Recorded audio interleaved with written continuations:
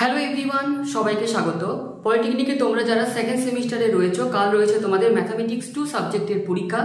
তো as a math teacher হিসাবে last কিছু কথা তোমাদের জন্য।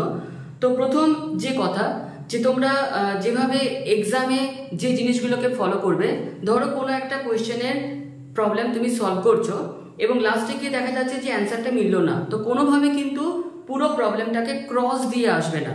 যতটুকু মিলেছে না মিলেছে পুরো প্রবলেমটা যেমন ছিল সেই অবস্থাতে কিন্তু রাখবে, কারণ প্রত্যেকটা স্টেপ সেটা যদি তোমাদের ঠিক হয় তার উপরে কিন্তু কাউন্সিলের তরফ থেকে বলা রয়েছে যে স্টেপ মার্কিংয়ের।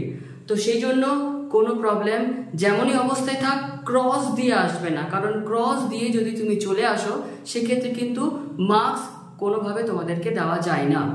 সেকেন্ডলি, ফার্স্ট কোয়েশ্চেন দেখা মাত্রই যে কোয়েশ্চেনটা তুমি একদম পারবে বা যেটা তোমার মনে হচ্ছে যে টপিকটা পড়েছি সেরকম ইজি প্রবলেম দেখে তুমি তোমার কপিতে তোমার অ্যান্সার করা শুরু করো, কারণ যখনই তুমি একটা প্রবলেম শুরু করলে সেটা মিলে গেল, সেই যে কনফিডেন্টটা এলো বাকি প্রবলেমগুলো কিন্তু অটোমেটিক্যালি তোমার সলভ হতে শুরু করবে। কারণ ম্যাথ এমন একটা সাবজেক্ট যে কোনোভাবে কিন্তু কোনো রকম টেনশন নার্ভাস এগুলো যদি বেশি চলে আসে সেক্ষেত্রে যা যা পড়া হয়েছে, যা যা তুমি এতদিন ধরে ডিসকাশন করেছো বা পড়েছো সেগুলো কিন্তু সমস্ত কিছু ভুলে যাওয়ার চান্সেস থেকে যায়।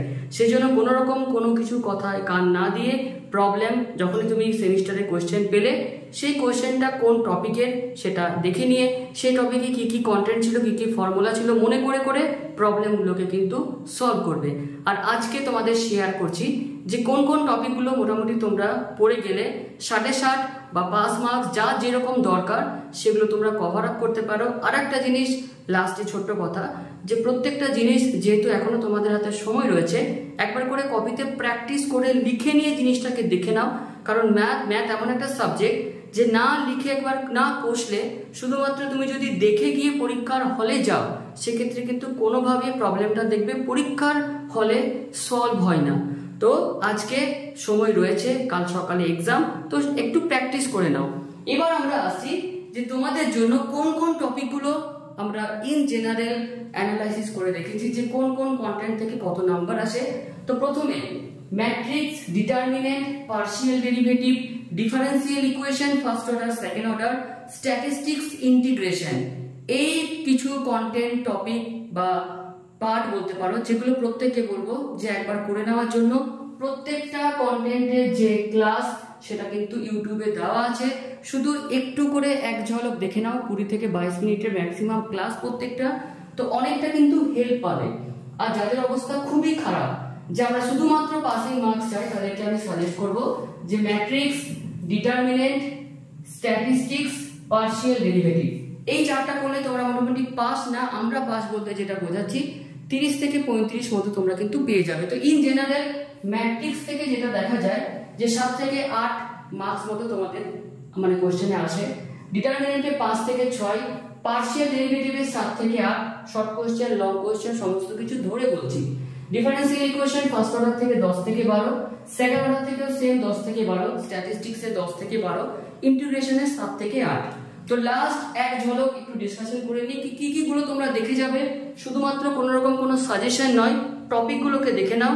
এই টপিকের মধ্যেই কিন্তু কোশ্চেন আসবে। সাজেশনের ক্ষেত্রে কি হয় যে শুধু কোশ্চেনগুলো দেখছো, তোমরা যদি পুরো কন্টেন্টটা দেখে নাও ওই কোশ্চেনটাই আসবে। যারাই সাজেশন দিচ্ছে যেই করছে তারা কিন্তু কেউ কোশ্চেন বানায়নি, এটা হয়ে যাচ্ছে সে লটারি খেলার মতো।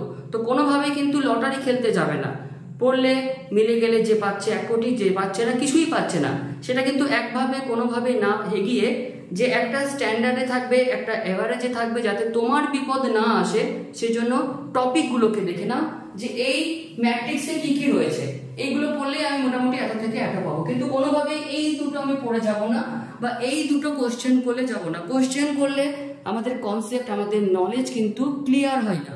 তো চলো ম্যাট্রিক্স থেকে যেগুলো লাস্ট এক ঝলক তোমরা দেখে নেবে, সেটা হচ্ছে ম্যাট্রিক্সের আমরা ইনভার্স কিভাবে বের করি। ইনভার্সের ফর্মুলা ধরো A inverse is equal to অ্যাডজয়েন্টে বাই ডিটারমিনেন্টে, তো 2x2 3x3 কিভাবে প্রসেস ছিল ক্যালকুলেশন করে একটু প্র্যাকটিস করে দেখে নাও। এগুলো হচ্ছে আমাদের লং কোশ্চেনের ক্ষেত্রে বলছি, যে ধরো একটা ম্যাট্রিক্স দেওয়া রয়েছে, তাকে সাম অফ সিমেট্রিক্স, কিউ সিমেট্রিকের আকারে প্রবলেম রয়েছে, সেগুলো সলভ করো। একটা ম্যাট্রিক্স 3x3 বা 2x2, সেখানে প্রমাণ করতে বলছে যে a² - 4a - 7i = 0, Haynes find a inverse. এই ধরনের প্রবলেম তোমাদের জন্য ইম্পর্টেন্ট। অর্থোগোনাল ম্যাট্রিক্স, একটা ম্যাট্রিক্স দিয়ে দিল, প্রুফ দ্যাট এটা হচ্ছে অর্থোগোনাল। অর্থোগোনাল প্রুফ করার নিয়ম কি? a * a transpose = I। Singular non singular matrix, একটা ম্যাট্রিক্স এটা সিঙ্গুলার হয় ডিটারমিনেন্ট a = 0 হলে, নন সিঙ্গুলার হয় ডিটারমিনেন্ট a ≠ 0 হলে। সিমেট্রিক স্কিউ সিমেট্রিক, একটা ম্যাট্রিক্স সিমেট্রিক হয় a ট্রান্সপোজ = a হলে, স্কিউ সিমেট্রিক হয় a ট্রান্সপোজ = -a হলে। তার কিছু एग्जांपल প্র্যাকটিস করো। Matrix complete.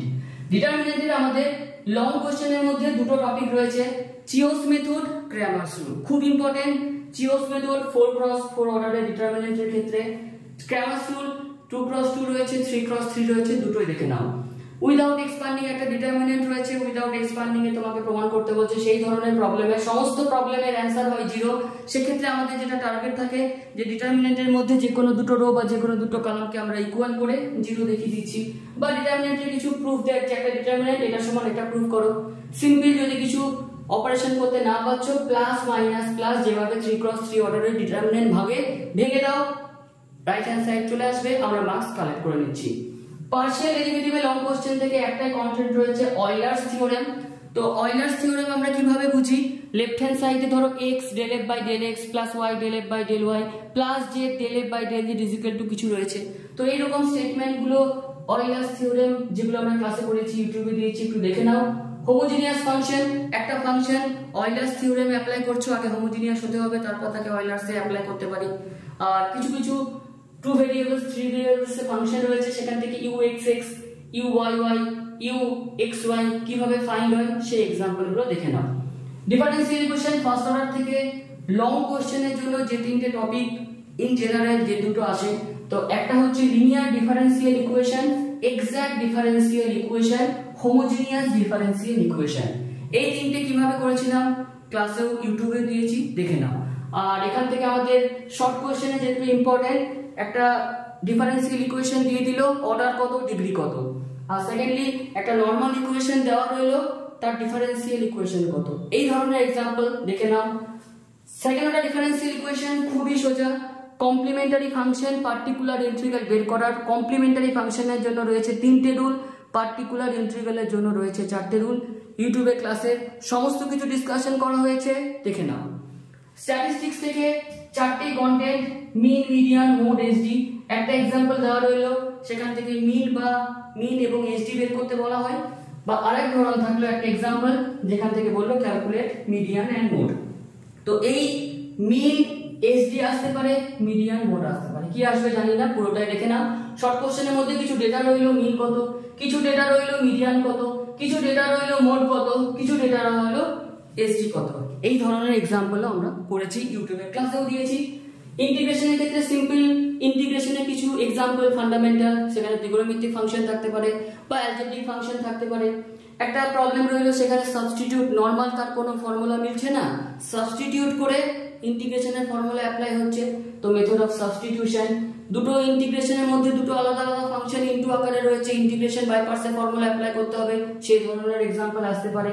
ডিনোমিনেটরে দুটো আলাদা আলাদা ফ্যাক্টর রয়েছে, পার্শিয়াল ফ্র্যাকশন ইউজ করে কিভাবে एग्जांपल সলভ হয়, সমস্ত কিছু ইউটিউবে ক্লাস দিয়েছি, দেখে নাও। আর দেখে নাও ইন্টিগ্রেশনের ক্ষেত্রে যে নরমাল প্রুফ দ্যাট রয়েছে যে integration a to b fx dx integration a to b f of a plus b minus x, এই প্রপার্টি ইউজ করে প্রবলেম গুলো। বা ইন্টিগ্রেশনের মধ্যে মড ফাংশনের ইন্টিগ্রেশন কিভাবে হয়, বা মাইনাস a to a একটা ফাংশন dx, সেই ফাংশনটা ইভেন হলে কি হয়, অড হলে কি হয়, এই কিছু জিনিস যার পুরো জিস্ট এখানে আমরা আলোচনা করলাম। আজ রাতটাই টার্গেট নাও যে পুরো জিনিসটাকে একবার দেখে নাও এবং কপিতে একটু প্র্যাকটিস করে দেখে নাও। প্রত্যেকের পরীক্ষা আশা করি বা উচিত প্রত্যেকেরই খুব ভালো হওয়া। শুধু একটাই বলবো, শুধুমাত্র লিস্টেড কিছু তোমরা কোয়েশ্চেন অ্যান্সার করে যাবে না, যেটা ফল তোমরা FTPL এর ক্ষেত্রে পেয়েছো, যে শুধুমাত্র প্রিভিয়াস ইয়ার বা শুধু কিছু কোয়েশ্চেন করলে কিন্তু কনসেপ্ট ক্লিয়ার হয় না, এবং কনসেপ্ট ক্লিয়ার তখনই হচ্ছে যে পুরো জিনিসগুলো একটু যদি আমরা দেখে নিই।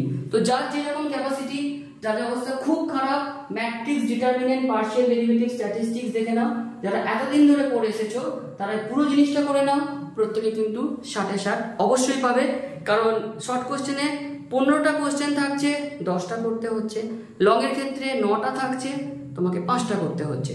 তো এই যে এক্সট্রা কিছু কোশ্চেন, প্রবাবিলিটি কোঅর্ডিনেট নিয়ে অনেকেরই কোশ্চেন ছিল, তো প্রবাবিলিটি কোঅর্ডিনেটটাকে আমার সাজেশন যে ওই দুটো তোমরা চাইলেও বাদ দিতে পারো, কারণ বাকি যে সমস্ত কন্টেন্টগুলো রয়েছে এখান থেকে কিন্তু তোমরা 60-60 আরামসে পেয়ে যাবে।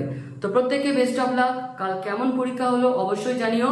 তো আজকের এই ভিডিওটি এতটুকুই, শেষ কিছু কথা এখানে শেষ করলাম। সেকেন্ড সেমিস্টারের ক্লাস বলো, শেষ কথা বলো, আজকে এখানে শেষ হলো।